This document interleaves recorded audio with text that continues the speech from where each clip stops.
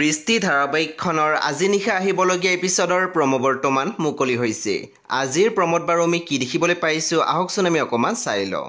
আজিৰ প্ৰমৰ প্ৰথম ভাগত আমি দেখিবলৈ পাইছোঁ সৌৰভে জেঠাইক কথাখিনি কৈ আছিল এইখিনি সময়ত বিৰিণা কিশোৰৰ লগত থাকিব লাগিছিল, কিন্তু তাই ক'ত কি কৰি ফুৰিবলগীয়া হৈছে এবাৰ ভাবাচোন।